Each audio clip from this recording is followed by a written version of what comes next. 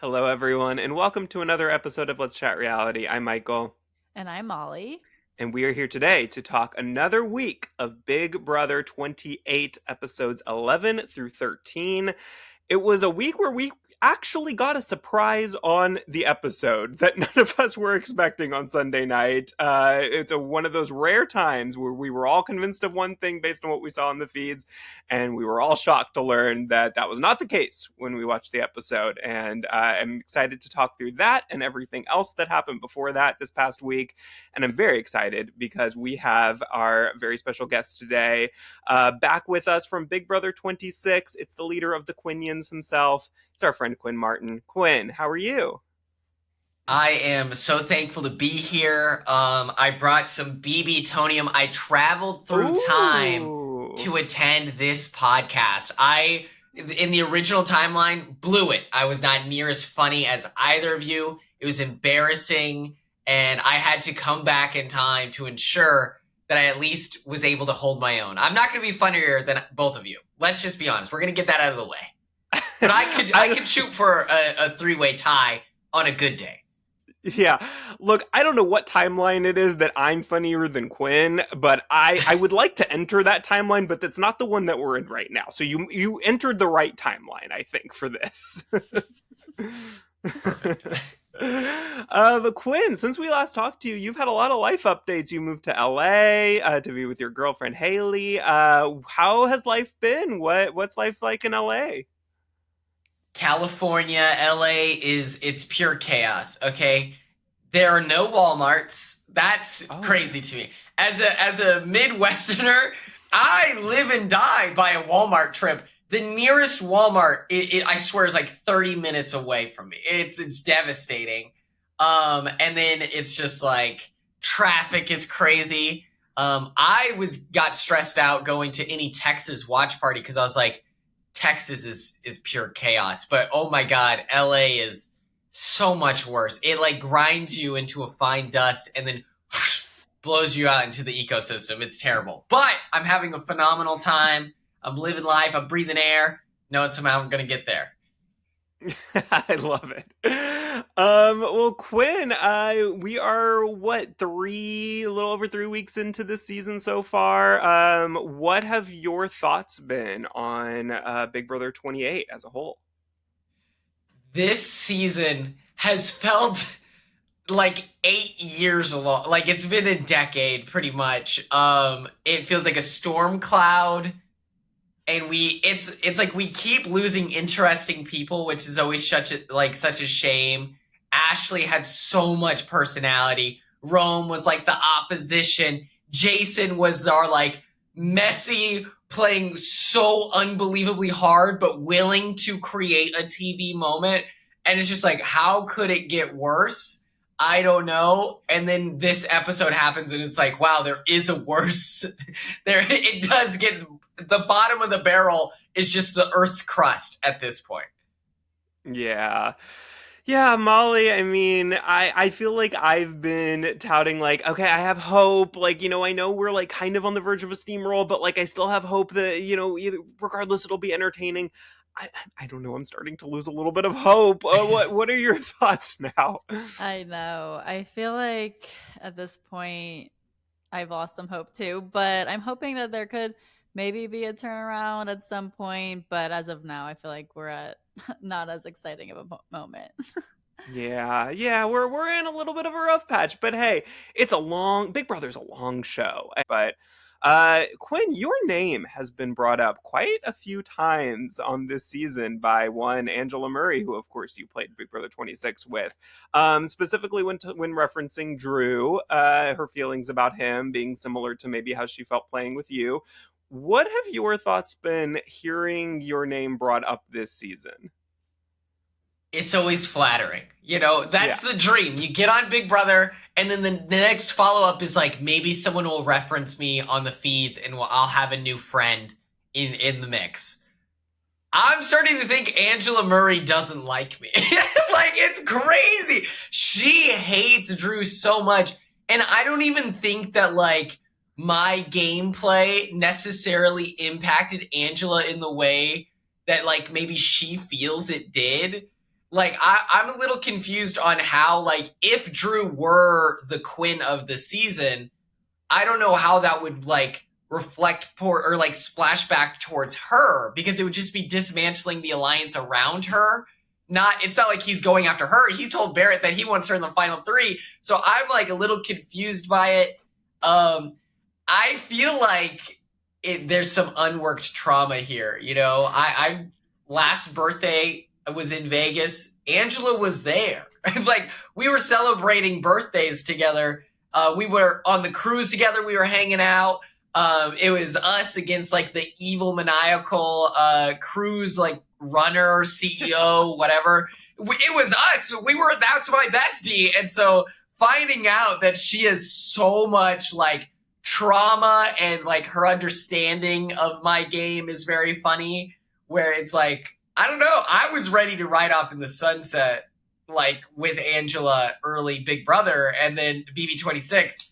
And now we're at the timeline where it's like her second season, she's like, Quinn was the Antichrist. This feels very much like if Matt had stayed past week 1 on BB26 to me. Like, it was just everything was going to be, directed his way. And it feels like this is Drew. It's just like Drew has stayed around so much longer, and her relationship with him has just, it's gotten more and more paranoid. And it feels like she's starting to really, like, that paranoia spreading to Dee and to Devins and everyone. It's just infected this whole alliance, and now it's at a point where it's like, and now you just have to get rid of him, because, like, I mean, they've convinced themselves that everything that's gone wrong is his doing.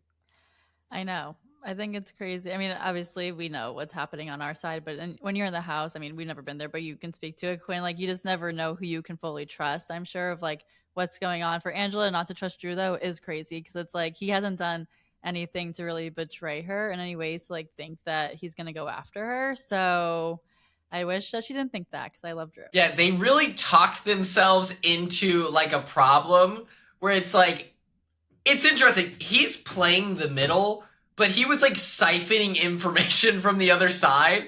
And so it's so funny for, like, any Big Brother player. I feel like you start getting in this meta game where you're like, okay, I have these for sure, like, the devil that you know and the devil that you don't know. You convince yourself that this is a bigger threat to your situation. But it's like, if Drew wins HOH, there's a chance that he'll be loyal to the Crossroads Alliance. That's, like, best case scenario, is that he's a loyal guy.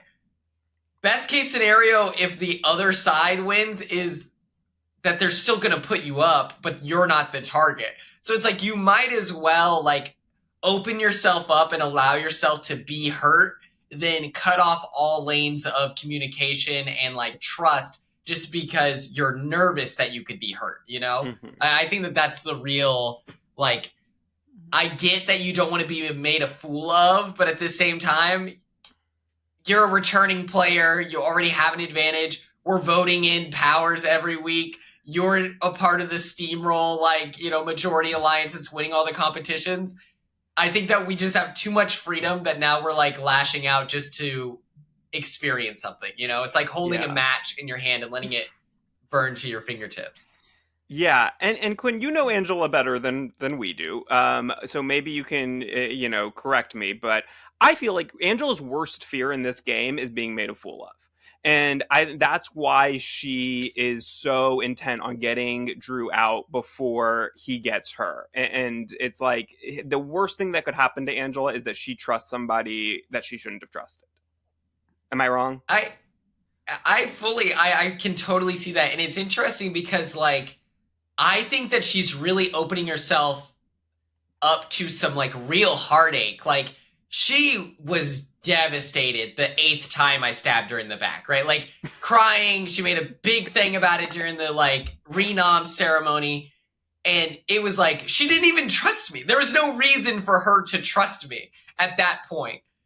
And she is, like, digging deep with the red corner. She's dug deep with Dee and Devins. Like, she trusts them with her whole being. And my fear is that she could just get sniped the second jury starts, or pre-jury, something like that. And I think that that will hurt her so much worse than having her radar up And then if Drew ends up being a snake, it's like, well, I never trusted you anyway. Like, I just wish that she was like a little more cognizant of like, hey, you're a part of this train, but we don't know where it's going. Versus, you know, you're ready to stab someone in the back, but you're going to be hurt so much worse. Like, I'm nervous. I'm nervous for sure. Yeah. Well, let's get into the start of this week. So we left off when we last talked with HOH Kamu made his nominations of Lala, Lyric, and Mallory.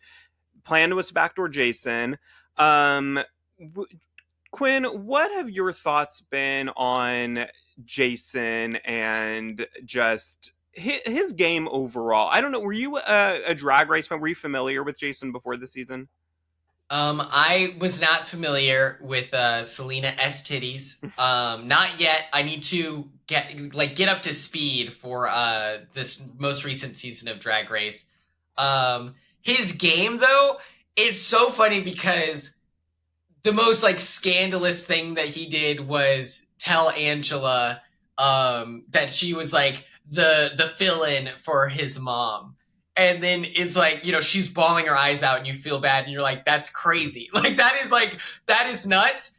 And then he gets in an argument with Angela. She seems to have forgiven him and he immediately owns up to, he was like, I was being messy. All right. Yeah, I lied. My bad. And it's like, it's so charming to me to be like, you fuck up. And then you're instantly like, my bad. Okay. So that was crazy. My fault. But I promise guys, like we could be so chill next week. And so it's so funny where like he played crazy. He did something that is like, you would think unforgivable to Angela, but he just has a way of existing and talking that like Angela did forgive him. And I think that that's beautiful, you know? I thought he was great addition to the show. And I felt that with everyone isolating him, it just really wasn't giving him a fair shot at really being himself or being like the best he could be in the house. Like I feel like he was just not appreciated in there. So I was sad to see that happening the last few days. But now obviously he's on the outside and much happier, it seems like. So that's a good thing. So it's good to think of it also the cherry on top at the end. But in the setting of the week, it's like, yeah, it was bad. Yeah, it was. We were recording as the tea party was starting last week, and we were like, okay, we got to go through this quickly because I want to watch this live. But yeah, it was so like, and what the show didn't capture about that tea party too was that when everybody left and Jason was just sitting there by himself, it was just such a moment, just to like a visual to look at that, and it was like, wow, this is so representative of like this entire moment because he's just kind of sitting there and everybody's like, people are walking by him to go pick something up and just like don't say anything to him. Quinn, I feel like nothing, that vibe wasn't in BB26 at all, but like if you were kind of in that situation, like do you think that you would have gone up to Jason to talk to him, or is it kind of a thing where it's like nobody wants to be seen with him because then you kind of become associated with him and you're the next target? I think that I think that pretty much everyone on BB26. I can't think of like even, you know, Matt Hardiman is the TikTok villain of the week, but like I even think that if he were in Big Brother 28, I think that he has a code where he's like, I you know, you got to talk to him, right? And so it's like from top to bottom, from him to Chelsea, I do think that everyone in the BB26 house would have like talked to him, consoled him, something. I understand the power of like groupthink and that you're scared to not fit in, but it's like, oh, is your game-ending move gonna be that you like talk to someone who is sitting by themselves? Because if that's what tanks your game, like then what are you there for? Like you're that bad at Big Brother that you can't sit with someone on a human level and just be like, hey, like I know that it feels like the house is against you and it, you know, there's a good chance that you'll go home. I don't want that to be a reason for you to feel like you're not welcome here. Like that's not a game-ending move. I think that there's like, you know, I feel like Haley of this season like might look at that as like a, you know, hedging your bet situation. But I truly think that in a normal world, even if within the context of reality TV, you can be kind and it shouldn't be a game-ending move. And I think that you're so right that the episode completely glossed over the fact of like, hey, I know that he had like this fun teapot moment, but that was like in the face of feeling true loneliness. And I think that that's what's like inspiring about Jason, is that he was being bullied, or like, you know, completely isolated, and he still was like, TV first. We got to cook something up here for the episode. And that's something that I appreciate of like, you know, we got to get these TikTokable moments going. Mm-hmm. Yeah, and like I'll be the first to admit, like I've said this on the pod the last couple weeks, that like I did not love what Jason did with Angela at the start, like where he was kind of using his mom who passed away and like kind of to emotionally get Angela to feel closer to him and all, and then kind of bragging about it later. Like I didn't love all of that.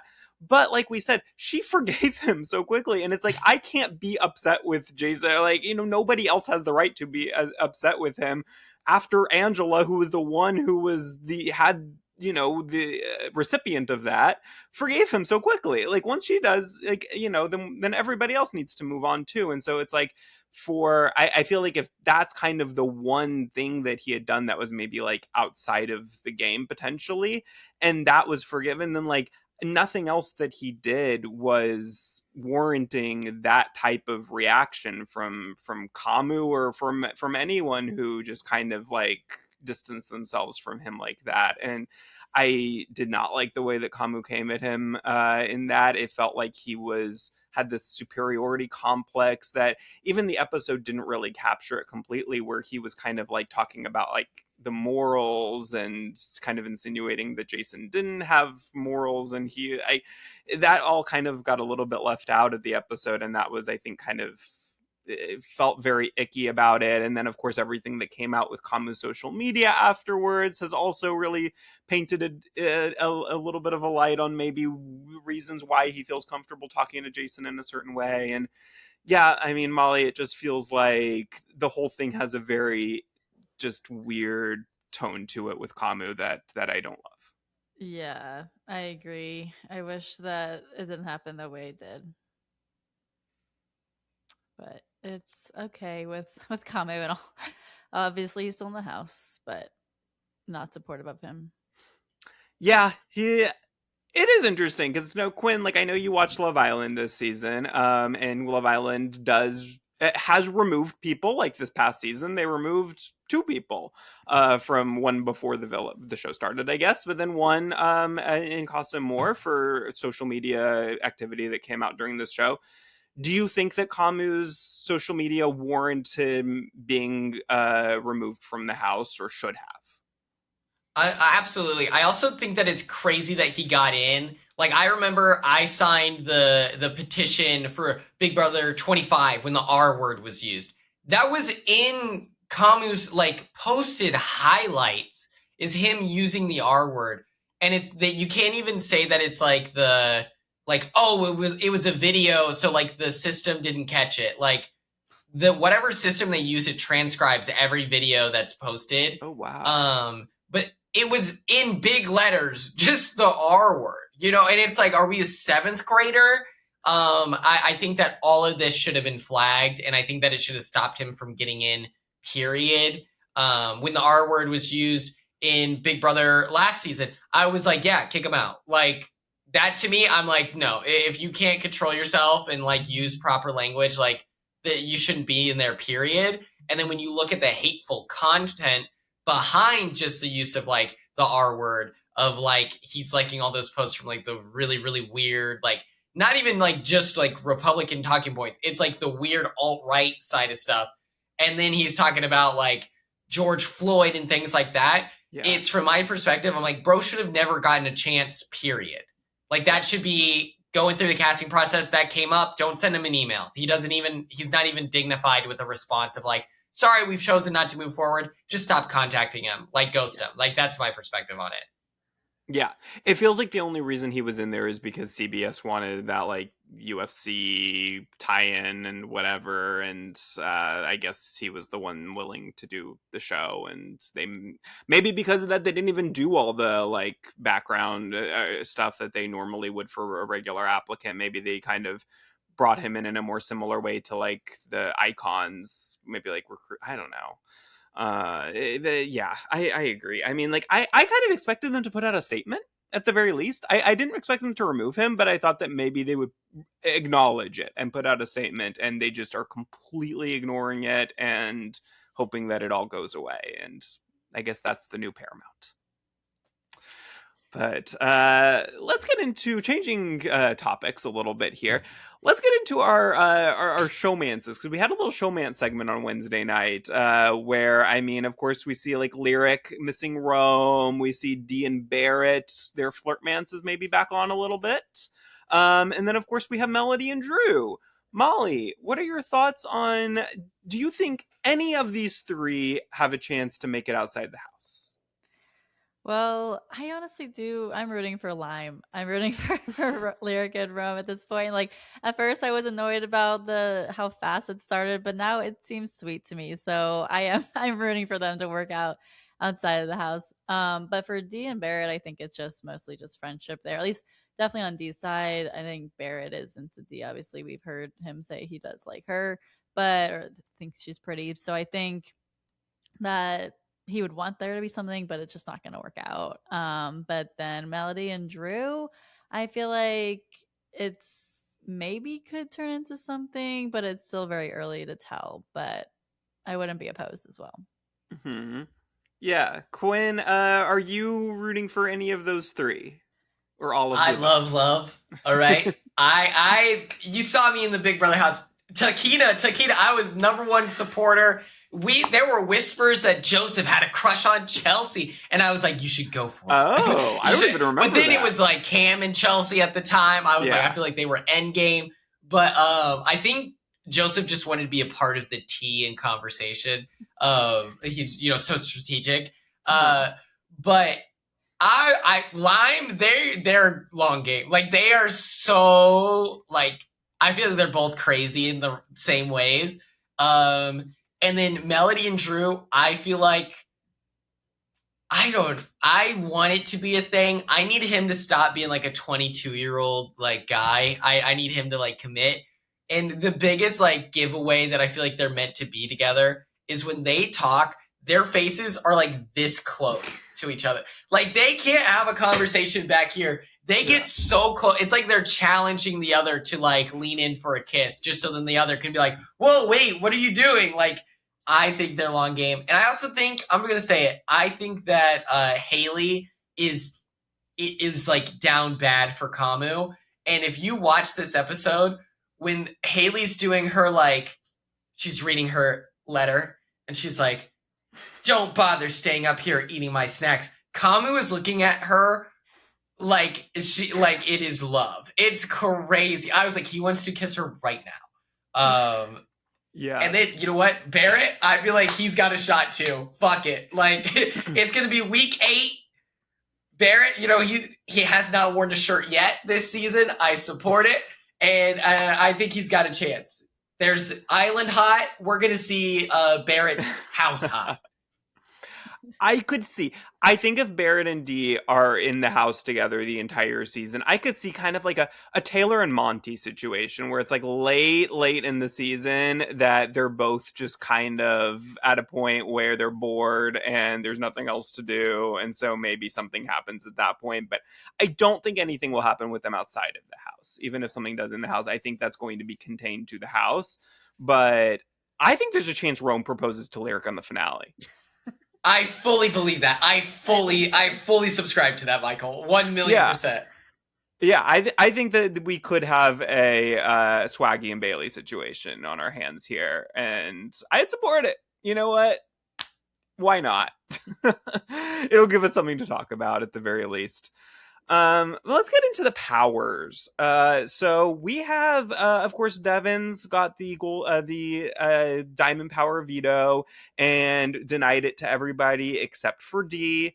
Now, we also, of course, then this week had D. We found out got the power this week, which was very surprising. Like I mentioned at the very top of this episode, everyone kind of thought, based on the last few days of feeds, that Drew was the one who maybe had the coin of destiny. That he had been bringing up a coin, and there was all this talk of what if we could just change the nominations by the flip of a coin, and then we all convinced ourselves that he had it, and then we all convinced ourselves that he didn't use it, because then the nominations came back and he was still on the block. And everyone then thought, oh my god, he's saving it and he's trying to be Rizzo and just not using his power the whole season. And we're like, oh my god, he is going to go down like we had last season with what's his face that I can't even remember, his Zach. And oh my god, this is even worse than Zach. And then we all watch the episode and find out, nope, we pulled an Angela and we convinced ourselves that Drew was doing something that he was not doing, and it was actually D who got the BB bribe this whole time. Quinn, what were your thoughts on finding out that it was D that got this power? For the first time this year, my skepticism has paid off. I was like, guys, we're not getting returning players. We say it every year. We get returning players. And then was like, guys, it's not going to be Rick Devens. He literally said that he does not like Big Brother in an interview in the last calendar year. He is not on this show. He's on the show. And so now it's just like, I'm at the point where I don't even trust my own instincts. I'm scared to like go out into the real world because I'm questioning everything. And finally my skepticism, where I was like, we don't know if Drew has it. We can't. I was just being contrarian, and then I ended up being right, and I was like, oh, I didn't expect to get here. But yeah, R.I.P. Drew's reputation for like a solid 25 minutes was that he was going to be the worst player of all time, and everyone's like comparing him to Marcellus and Zach, and then it's at the end of the day, he's still Dan and Ian's son. Yep. Drew Giesling, still alive and well. Molly, what did you think going back a week? Devens is denying his power to everybody except for D. D then decides, when she gets this BB bribe, which, to explain what that is, she has the opportunity. She got $5,000 that she can use to bribe somebody to do any gameplay move that she wants, and they do not have to accept it, is the understanding. Like with Zach's power, they had to take the bribe. This time they don't have to take it, but if they do take it, then they have to go through with doing the action that they're being bribed to do. But Dee decides not to tell anyone, including Devens. Do you think that was a smart move for her to hide it from everybody, or should she have been honest with at least him? I think she should have told Devens, because Devens trusted her. I think that then that would have really solidified that they could be working together to the end. But now it makes me think like, oh, does Dee not want to trust Devens with his information, or she just wants to keep it totally to herself? So that could later on like make Devens question her trust in him if he finds out like when she got it. But as of now, like Dee keeping to herself, maybe she thinks because she can have it for the rest of the game, like it might not matter exactly of if anyone knows about it right now. So I don't know. It goes both ways there, but I kind of wish she did tell Devens that information. Mm-hmm. Yeah, Quinn, do you think that it was the specific prize that she got that, because of what that was, she decided not to tell Devens, or do you think no matter what it was, she was going to try to keep it to herself? I kind of like the idea. This is kind of the headspace that I put myself in thinking about it. I think that it on its like own, a $5,000 bribe is not that scary, and you can't use production as a strategy. You can't lie and say like, well, I have Quinn's HOH like deep fake HOH. You can't lie. So I think that her keeping it to herself, people are gonna assume, especially if you're Rick Devens, you have to be like, okay, Angela, me, it's probably her. It's like the legend of the power can be a lot scarier than what it could actually do in like day-to-day life, like within the game. And so I think that might be the move, is that like that 5K can't guarantee you protection, but the fear of the unknown might. I think that's what her perspective was. Yeah, I kind of feel like that Dee thought that this was a specific power that like she could use at a certain point, and like Devon's could never find out about it. Like this isn't something that I feel like is going to get announced like to the entire house of like that, you know, she doesn't have to publicly like stand up and use it. I guess it's not anonymous, but it's like she could just kind of later on, if you know, it maybe she and Devon's at that point, like, because this is the whole game. Like she could use this at final 4 or final 3. Like who knows who's still there and not there and whatever. And like I think that she's probably trying to protect herself by like keeping this one thing a little secret, and a little thing that she has in her back pocket, that if she and Devon's at any point have to go to war, like this is something that she can have like a piece of information that he doesn't know about, that she knows all of his information, and then she can have this as a little keep. But I don't know that it's gonna $5,000. Like what is she gonna use this on? Like I don't know, like who's gonna do something for $5,000 that they weren't gonna already do? I guess it's like okay, like maybe nominate this person instead of this person, or like vote for this person at the eviction night. And I don't know, like what would you, Quinn, what would you do for $5,000 that you wouldn't do gameplay wise otherwise? There's nothing I wouldn't do. I would love to betray a deal on live television. I think that like creatively, I love the idea of her buying a jury vote. I saw someone suggest that, where they're like, do you think she'll be allowed to? Yeah. I think if she does it in the moment, like normally they kind of like sit with you and they're like, hey, if you want to practice your speech in the diary room, like by yourself, like you can do that. And they're, you know, watching, being like, let's make sure, hey, you can't say stuff like that. I'm sure if she just kept that to herself, and then at the end was like, I don't know, who gives off like the brokest of the like future jurors. Like, you know, Drew is so young, just graduated college. If she was like, Drew, I also like, I love you. You played so hard. You getting in a jury was low key a miracle. If you vote me, I will give you $5,000 with the BB bribe. You have my word. And then for him, I don't know if I would vote for the winner. I don't know. I think I would say something like, it's a final 4 HOH, and I'd be like, you have to help me win this competition, or like we have to help each other, make it seem like a mutually beneficial deal. And then like I win HOH and they still get 5K, but that doesn't guarantee that I have to make sure they win. I think that's the direction I would take it, is like collusion for an HOH competition. Interesting. Yeah, I think with the jury vote, I don't know if like the stipulation would be like you have to be able to bribe another active player, and like that worries me, that like a juror is not like a player that you're bribing. They're not in the game anymore, so I'm like, I don't know whether that'll be but I could see a thing where maybe like while they're still in the game, maybe if somebody's like, I know they know they're going home, and like being able to talk to them of like as if they're a future juror like isn't offensive because they know they're going home. Like maybe at that point, while they are still in the game, you could be like, hey, you know, if I have this bribe, like if you'll vote for me when you are in the jury, like you know, you'll get $5,000, whatever. So it's like the bribe is still happening while they're a player, and then the act is happening afterwards. Maybe that's allowed. I don't know, but it'll be interesting.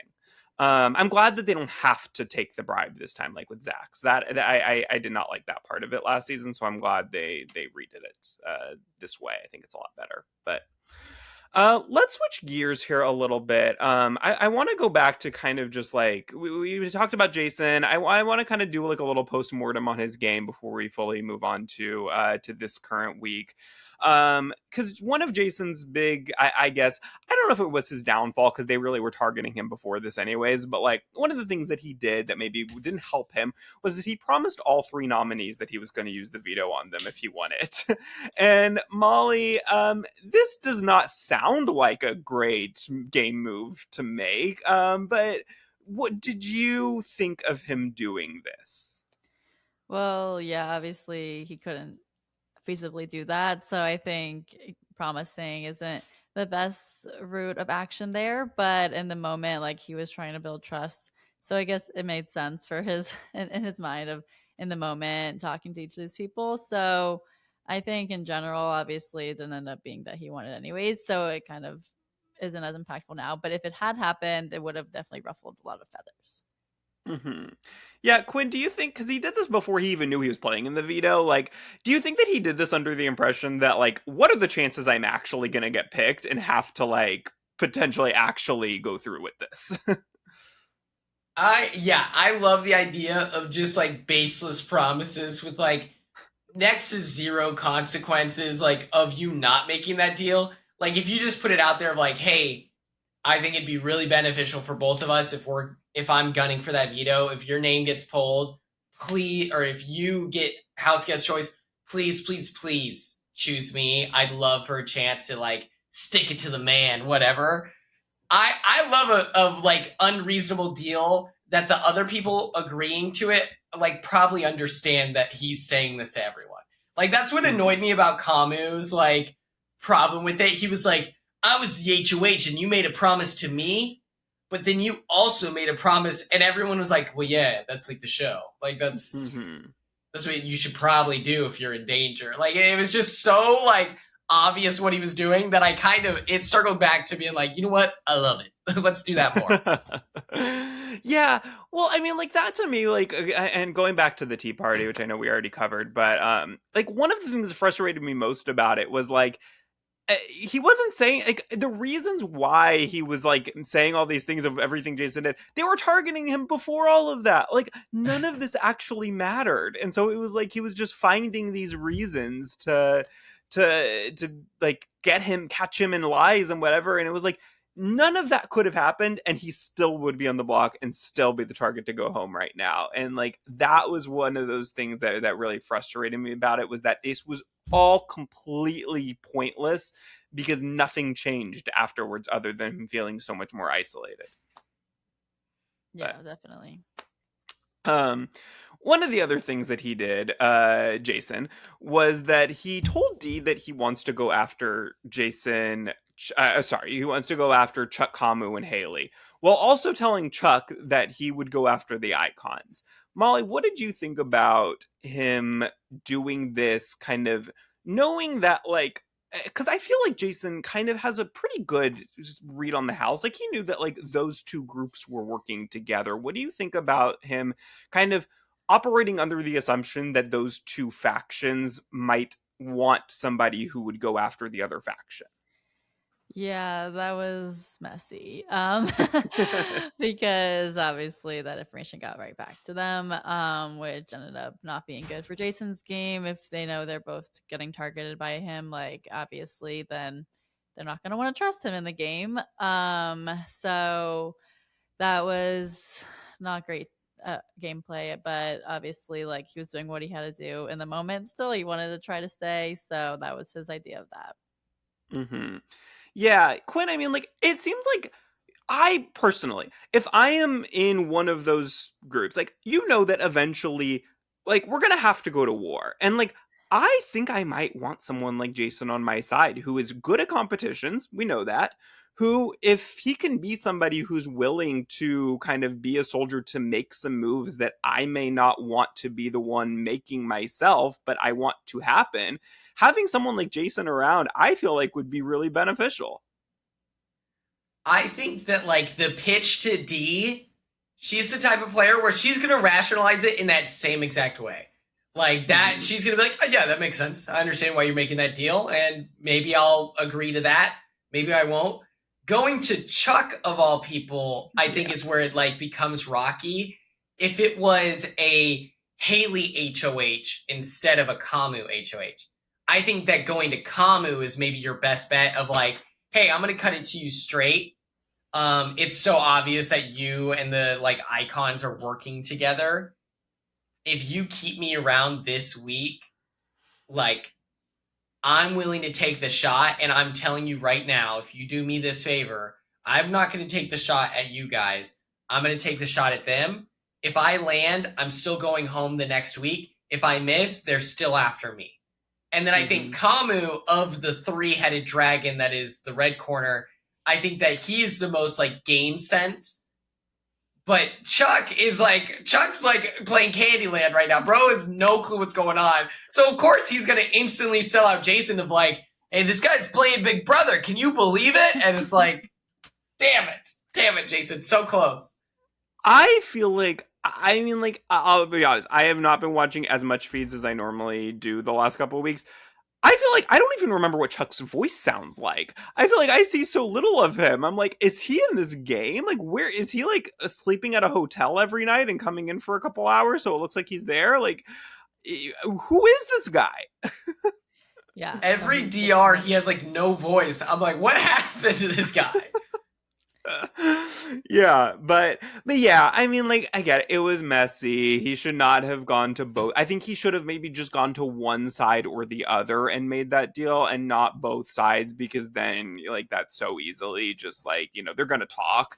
But I think maybe if you only go to one side and go to somebody who you like, whoever of that whole alliance, whoever you're the closest to, you go to, and you try to just make some deal like that, because I think that's the only thing that he had, is that he could be kind of a weapon for somebody who to make a move that they don't feel comfortable making themselves, but they would want to happen eventually. And but yeah, it didn't work, and he was unanimously voted out here. And Molly, just last post-mortem thoughts on Jason as he left the house here. How will you remember him as a Big Brother player?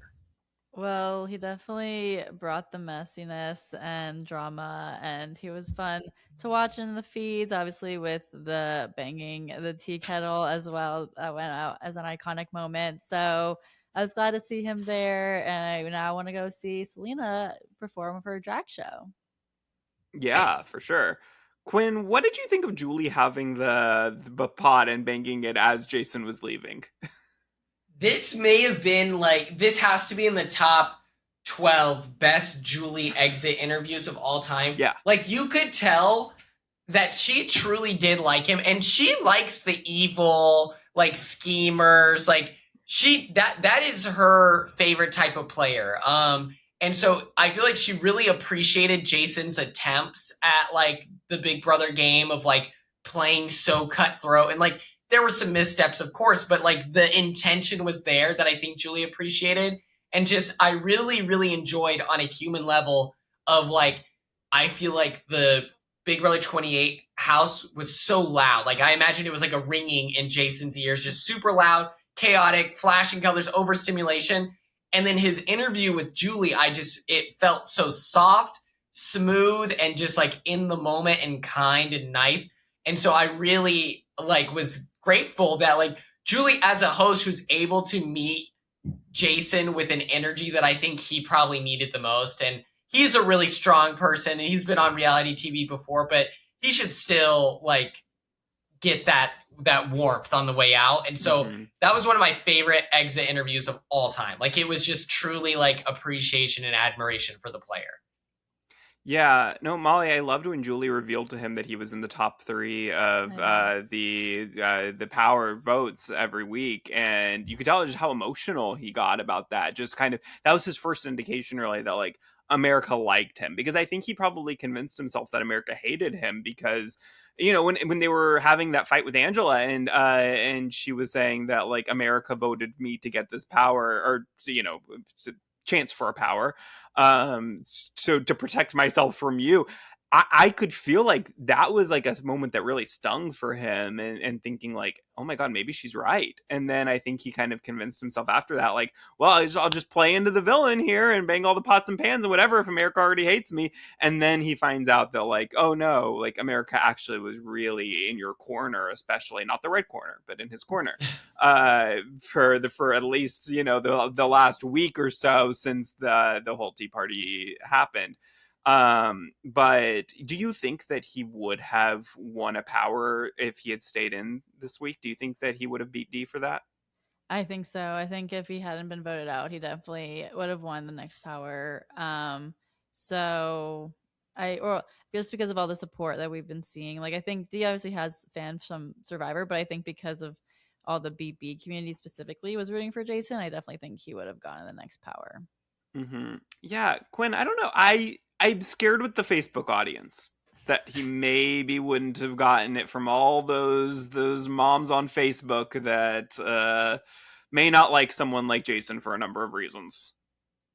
It's interesting. His battle with Angela, it seemed to like rally the troops of Facebook. They're like, this is our king. He's finally calling her out. Like, you know, like, I don't know what their problem is with her. Like, I get it. Like, whatever, dude. Like, They love Matt Hardiman. yeah, that's their king, their goat. But it's like, it's so funny that, because if you know that your opposition is well liked, like you're like, what is there to do but fail, really? And it kind of gives you a freedom to grab the spoon and the tea kettle and being like, yeah, this is all I've got. My favorite part of that was Kamu in the like diary room, and you can hear Jason hitting it through there. That I think is like, oh yeah, that was awesome. Like I thought that was so cool. But yeah, I think that he also narratively, like the way that the season has been going, it's like I feel like we are able to rally the troops to get the person in danger within contention for the power.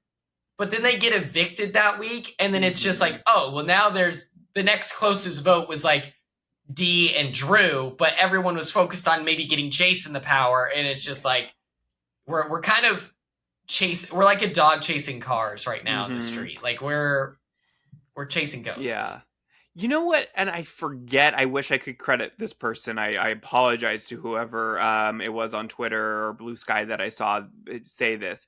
Actually, I think it was a former either Survivor or maybe it was Kelly Wentworth. I don't know. I can't remember. But it was somebody who said that the person who was evicted should be able to bequeath their votes onto the person of their choosing who's still in the house. And whoever, like, however many votes they had up until that point, those votes now go to that person. And it could be a way to kind of like combat the returning players or the Survivor vets or whatever, like having all this big fan base that you just can't compete with as a new player, that maybe having like the power of two people's votes, some underdog could be able to overtake that, and that could be an interesting way to kind of get the underdog some power. But that was kind of an interesting idea. But they're not going to do that because the whole point of this is to give the vets and the familiar faces more power and, you know, to be able to say that America did it. So we're never going to get that. But let's get into this current week that we are in, because our new HOH is Thog. Haley is our new HOH. It was a competition where you got to pick a room and based on some clues, like Rachel won last season. I think it's a great competition, actually. I loved that competition last season, and I had fun with it this season too. Quinn, what do you think about this one? I loved the costumes. Like, production would have to like tranquilize me to get those clothes off of my body. I would own those for sure for the rest of my life. It was such great costumes. Everything looked high budget. And it just looks like a fun competition. You're sitting there, you're hearing clues, and then you get to sprint to a studio. Like, that sounds so much fun. It feels like a slumber party situation. And so, yeah, I love this HOH competition. I love stuff like this where it's a mental competition, but it's not a booth comp. I think booth comps can be pretty boring, but this, I think, is like the perfect recipe for like good TV. I loved it. I loved this HOH. So pissed about the result, but yeah, but still, you know what? Even with the results, Molly, I'm glad that it was a competition that anyone could win. Yeah, I agree. I really like this competition because it's really just remembering what you see in the rooms, and it's equal level playing field for everyone there. So it's good to see that kind of competition for HOH for sure. Yeah. Well, shortly after this competition, they're talking about what snacks Haley is going to get in her HOH basket. And Taylor says, oh, I don't want any of that sugar-free snacks that you're going to have in your basket. And feels like a very offhand normal comment, but Molly, this really upset Haley, and she's also heard maybe some other comments that Taylor said, or that Lala said while Taylor was in the room, and somehow also is Taylor's fault. But yeah, what were your thoughts on this? It is funny in Big Brother. I feel like sometimes these little comments that you think nothing of and probably forgot ever happened can come back to bite you sometimes. Yeah, I think it was maybe the delivery that also just irked Haley in that way because of the way that Taylor said it. Like, could have just turned her off. But I know it was definitely an interesting moment to see that.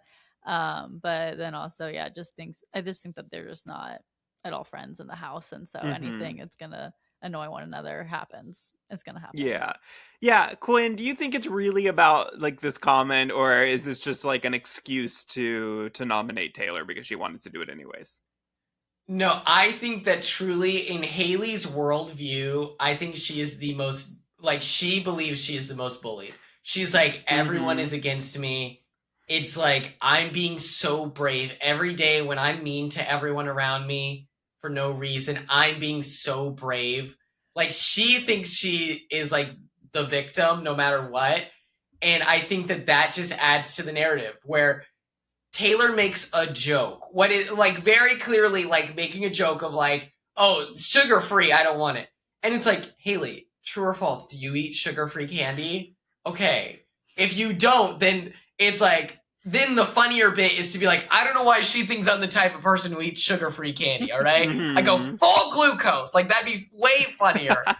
Instead, she's like upset about it. She's like, fine, you don't have to eat my candy. It's like, bro, just stop. You're HOH. Just stop. All right. Like, oh my goodness. It's just, she thinks she is being bullied. And I feel bad for her. She's had a tough go at this game. Oh my god, when Haley said to Melody, like, I've had such a hard 4 weeks here, I'm like, what? You have had the easiest 4 weeks in Big Brother history. Your alliance has won everything possible. You've been in power every single time, had nothing to worry about this whole game. What in the world are you talking about that you've had such a hard time in this game? But I guess once she actually has a week where somebody from the other side is in the house, I think she'll realize how easy she had it. But maybe it's hard to see it, in the moment when you haven't had to experience the other side of things yet. But before the HOH comp, speaking of Melody was venting in a room to the other girls, Mallory, Taylor, and Lala, just about how much she hates Haley. I loved this segment. This felt very old school BB to me, where it was just like gossiping. It was like Brittany and Monet on Big Brother 12 gossiping about Rachel. Like it gave that vibe to me, something that like we haven't seen in a while, Quinn. It feels like in this game where like you just have people just really like kind of venting their dislike for somebody, whereas we feel like this last few seasons it's been very kumbaya, and I love seeing a little bit of actual like cattiness back in the game. It's especially fun when the person gossiping is punching up.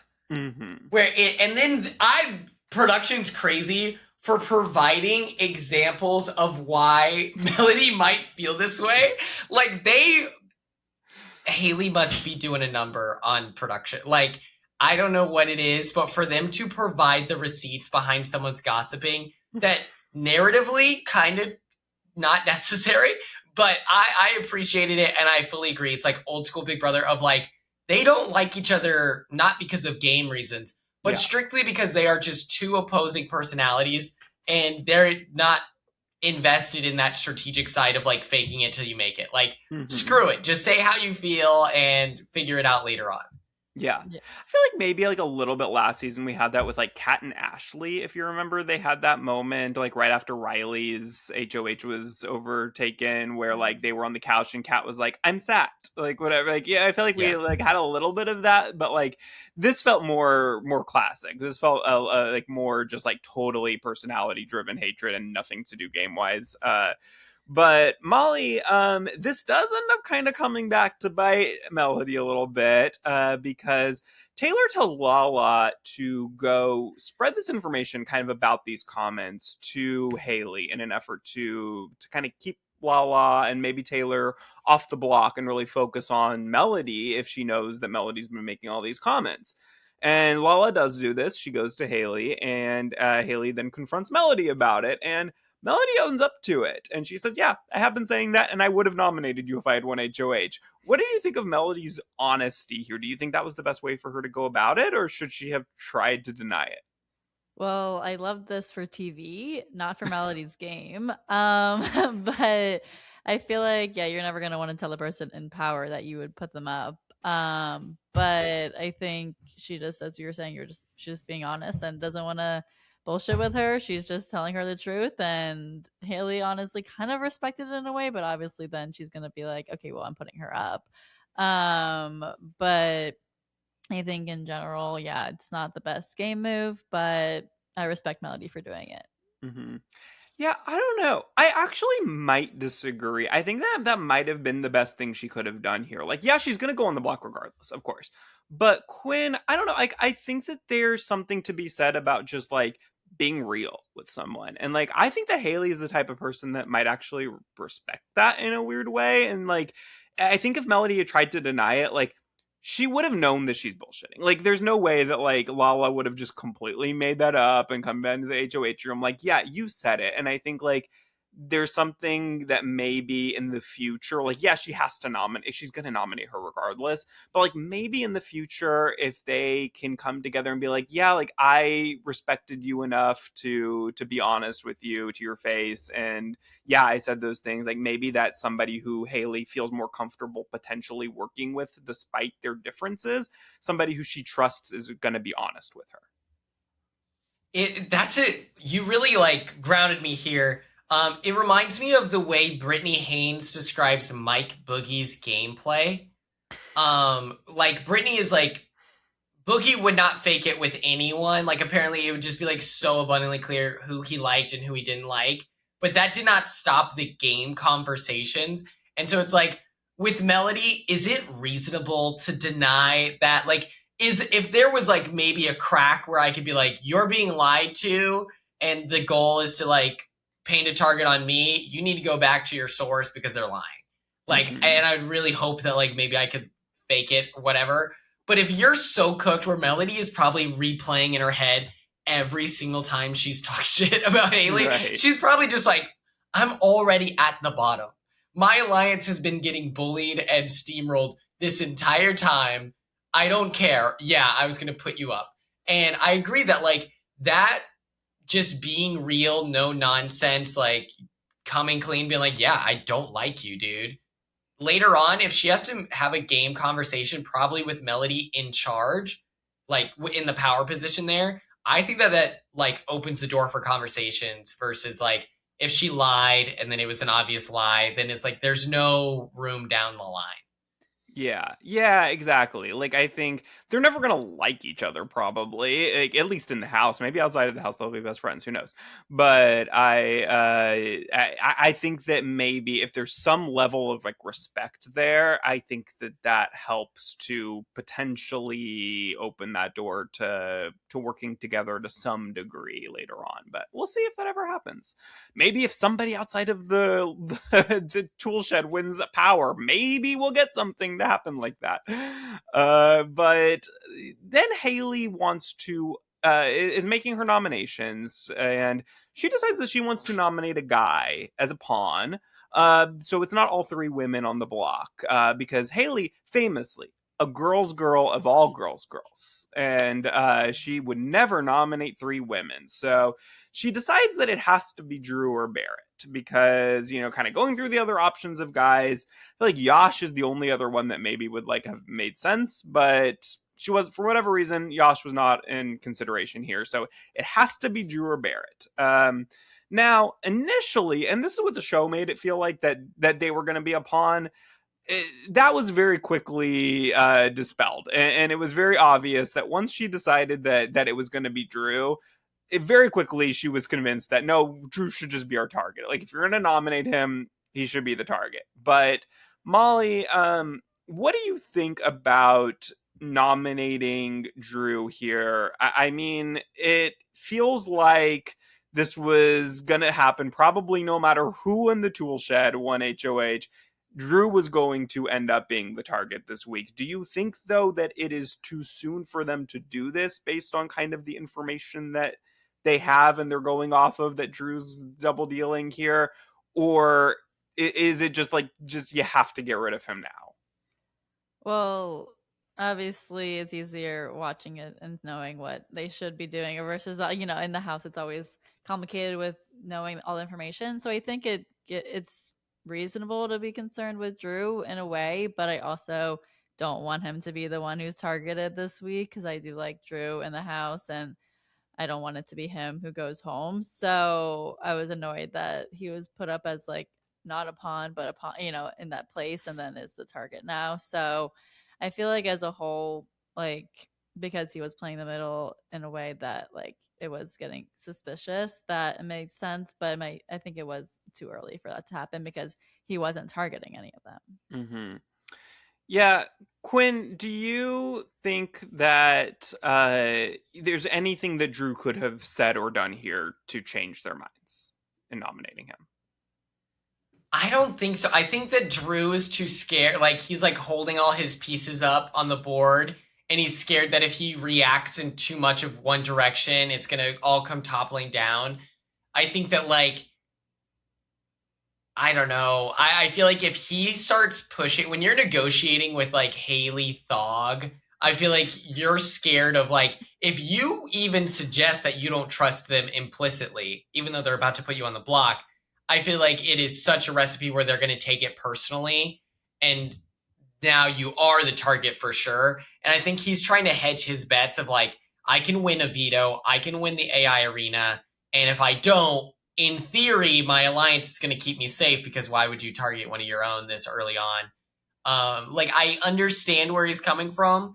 I just think it's like, if there was a better player as HOH, I think he has better room to negotiate. But with Haley, there's not much you can do. Like, yeah, I don't know. Yeah, I feel like there is nothing, like they have convinced themselves like this is weeks in the making that Drew is getting nominated here. Like he's not going to stop the train at this point. It's going too fast. He there's nothing that he can do to stop it at this point. I think he would have had to do that work 2 weeks ago to stop the paranoia, but he didn't know it was happening because why would he have known it was happening? Now there's signs along the way maybe that he could have seen, but I don't know. I can't blame him for not seeing them because, like, logically, he's not doing a lot of the things that they're accusing him of. And so, like, why would you look for signs when you're not doing anything to cause those signs? I don't know. But yeah, I think that there's nothing he could have done here. But I'm glad that he didn't he didn't volunteer to be a bot. He didn't just like as soon as like Barrett when Haley said like I'm thinking of you or Drew, like Barrett was like, no, I don't feel comfortable being a pawn, and I was like, thank you, Barrett. Nobody said that last season when anyone was looking for a pawn. So I'm glad at least you're doing better than Kelly Jorgensen. But Drew also, I don't think Haley actually told him she was gonna put him up potentially. So I don't think he like flat out like didn't say that he was okay with it. But he was sure to tell Haley like, hey, I would not nominate you. I'm not nominating anyone in the toolshed if I won HOH. So and I would vote if it was between you or Melody. I would vote for Melody out over you. So I think he settled the right things. It was just too late. But Haley does end up nominating Taylor, Melody, and Drew. That is where the episodes end. We'll get into a little bit of feed spoilers here. So if you're not caught up on the feeds, you can fast forward a few minutes here. But Taylor is our winner of the Power of Veto. And apparently it was the competition from last season where it was like the poison wine. And I loved that competition. I think we're getting great competitions this week. So I'm very excited to watch that one. And Morgan Pope apparently hosted it. So very excited to see her as well. Quinn, what do you think of Taylor winning POV? Or is that an outcome that you were hoping for when you saw the nominations? I was hoping that it was going to be Drew. I'll come clean. But I am happy for Taylor. I really appreciate her presence in the game as someone who is like she really doesn't care about the power structure. Like, she's not going to suck up in either direction. She's just going to be herself. So I really appreciate that. This veto is iconic. But my favorite detail of this is that Morgan, like, calls Mallory the pipe queen. And Mallory was so, like, tickled by this, and she's, like, talking about it. She's like, I guess that's my legacy on the outside. And that is, like, such a funny thing of, like, you have no clue what's sticking, what's, like, being said or anything. And it's so funny for her to get that early, like, feedback of, like, yeah, you're the pipe queen. You know, like, I think it's awesome.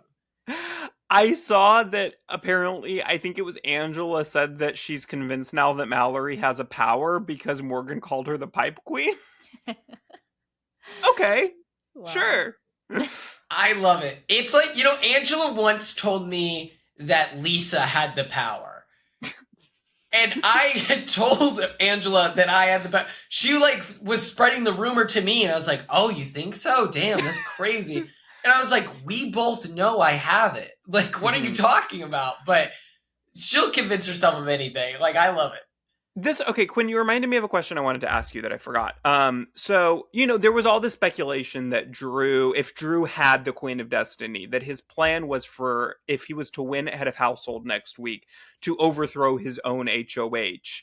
This was a plan you had also talked about on BB26. Tell me a little bit about, like, the logic behind that plan when you were thinking of it, and what you thought of potentially this being Drew's idea as well. I think that it shows you're way too comfortable. Week 1, at least, I suggested to Angela of, like, we can use the deep fake if you want to take a really big shot. Like, if I had gone through with that plan in week 2, I probably would have put up Tucker, Cedric, and then, like, who's another big guy on our season? Like, Cam. Like, I would have just put up 3 big guys, but I felt like I had, like, end roads with all of them by week 2. Like, my card, or my castle made of cards was starting to look a little too good, so I was like, I won't jeopardize my position, but that was a guaranteed overthrow. An interesting thing is, like, sure. Let's say Drew nominates the usual suspects, and his goal is he's going to flip the coin. Uh-oh, I'm shocked. It's Thog, Kamu, and Chuck. Iconic moment. But what if it doesn't land? And then now the usual, like, your HOH just isn't what you wanted to happen. And so, yeah, I love the idea. I like, you want to use it as taking a massive swing, but him suggesting this is coming from a point of, like, he's far too comfortable. The second I realized Angela was a little unhinged, I was like, oh, I need this as my bulletproof vest. I need this to guarantee that I have another week. I can't do anything cute and nominate the big targets just for fun. Like, I need this for safety. Yeah. Now it has me wondering, what is his, like, stupid plan that he's thinking of for if he wins HOH? Because now, like, I think we all convinced ourselves that was the plan, and we're all, like, so mad at him, and now it's like, oh wait, that wasn't what his plan was. But now I am really curious what it is, so I kind of really want him to stay and win HOH just so we can see what that would have been. But okay, so Taylor wins power veto. Then Lyric is the replacement nominee. This was a plan that Haley was very confident, sure she wanted to do. But it's interesting because Kamu's not supportive of this plan. He did not want it to be Lyric. He wanted it to because he's close with Lyric, and he felt like they could bring Lyric in to potentially be like Drew's replacement. This only made Haley feel even more confident about her plan. That she's like, well, if Kamu's doesn't want it to happen, like, then this needs to happen, because clearly that means that Kamu's too close to Lyric. Molly, what do you think about them kind of being in disagreement here? It's really the first time we've seen this, especially in, like, the red corner group, any sort of disagreement here. Do you think that this is going to only grow a divide between them, or is this kind of just a one-time thing and they'll be right on the same page again? Well, I think it will depend on how close Lyric and Kamu stay. If Lyric is staying in the house, then, like, that could cause some more rifts between Haley and Kamu. But I think obviously for right now, like Haley is seems to be jealous of Lyric's relationship with Kamu and in the house, so it makes sense that she's upset of like thinking that Kamu is close with her. So that doesn't sit right for her. So I think in general, like, yeah, I don't think they might be as close as they were unless Kamu really apologizes for that. Mm-hmm. Yeah, I mean, Quinn, I feel like they will probably be fine unless the icons decide that this is something they really want to poke at and like they want to grow this divide. I think they can do it. Like they will have the power to potentially like really make this a thing. But if they decide they don't want to and they want to keep the group together for now and not have potential rift between them, then I think they can patch it back together.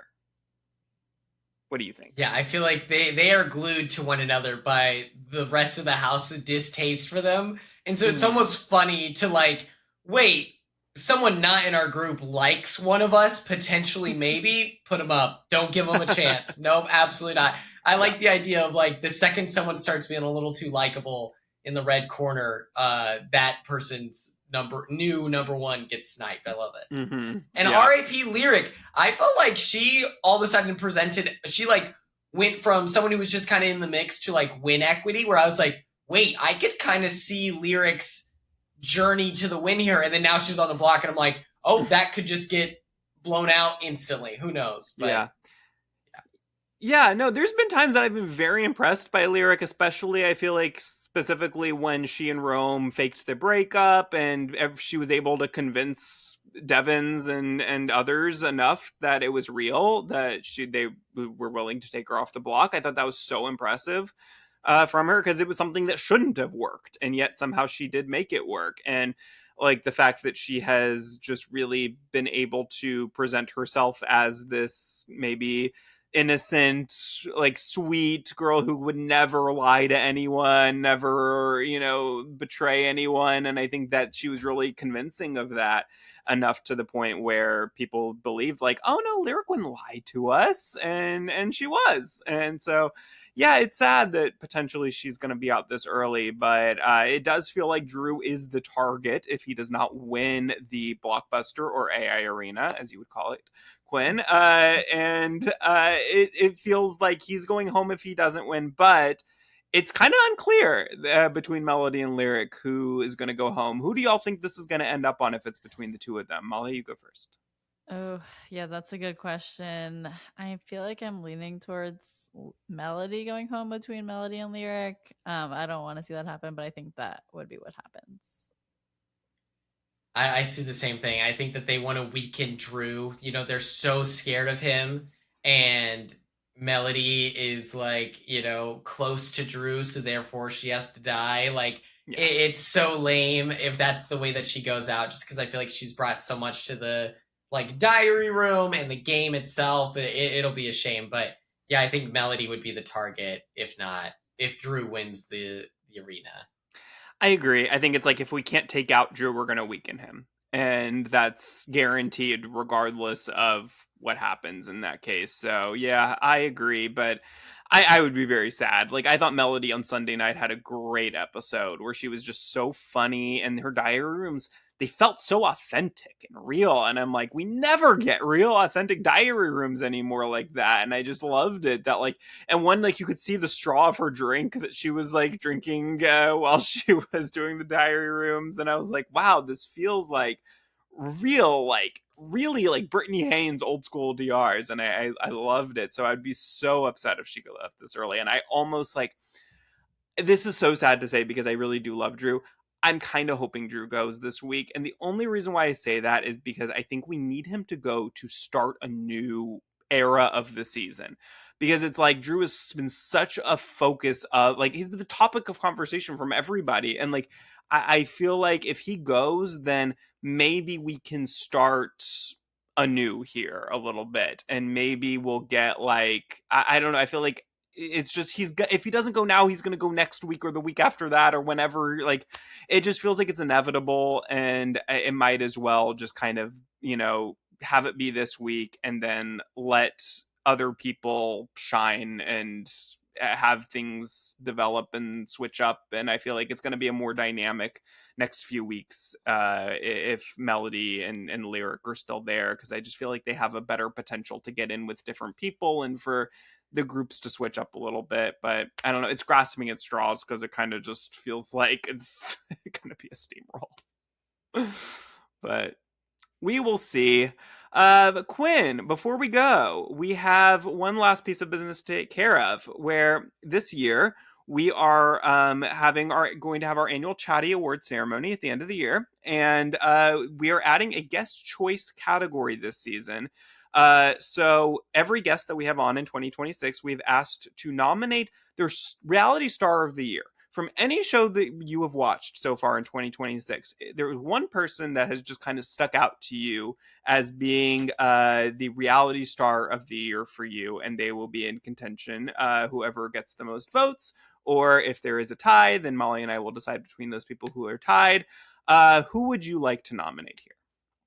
Oh my gosh. Okay, so in the last year, so that includes Survivor 50, 49, Big Brother 27, 49 or just 28? was 2025, I believe, right? Am I? Okay. Yeah. Just from 2026. Oh my god. What shows have come out? Bedrot Challenge. Raiders. Ben Katzman did crush the Bedrot Challenge. He that was all-time character moment for him. I think, okay, Survivor 50. I feel like, has someone nominated Rick Devens? He had actually recently we've gotten 3 Rick Devens, or this would be the 3rd, I think, Rick Devens nomination. Okay. Let me be different. Let me say Tiffany from Survivor 50. Okay. She was the underdog. She fought really hard. Her game led to that edit where Jonathan wins the immunity, and then it's Trump winning and then her losing as Kamala. You know that edit I'm talking about? Mm-hmm. Any game that led to that TikTok being formed, I feel like maybe not Jonathan's side, but yeah, Tiffany is my pitch for the reality TV star of the year. I support it. All right. Well, Quinn, thank you so much for joining us today. This has been so much fun. Tell our listeners where they can find you, anything you want to plug, what you got. Check me out on twitch.tv/everynowandquinn, or feel free to support my Patreon. It's just Quinn Martin BB28. Michael, we're watching Big Brother Canada 3 right now. And we literally just got fan fiction the week. It was crazy how well things went out for the audience. It's the complete opposite of BB28 is what the viewing experience is. But yeah, those are the 2 major spots. I believe that we will Quinn on Instagram. But yeah, make sure you like and subscribe to Let's Chat Reality. All right. Come on now. Well, yeah, let me just say I can attest to both the Twitch stream and the Patreon, both very, very fun. It's you can't find Big Brother Canada anywhere, the old Big Brother Canada. So it's very fun to have a place to just watch all of them in succession. And I'm watching a lot of them for the first time too with you. So it's very fun, and the Twitch is always a good time as well. So be sure to support Quinn there. And yes, thank you guys so much for listening or watching on YouTube. Be sure to subscribe wherever your podcasts. Follow us on all social media at Let's Chat Reality, and we will be back with y'all next week to chat more Big Brother. Bye, everyone. Bye.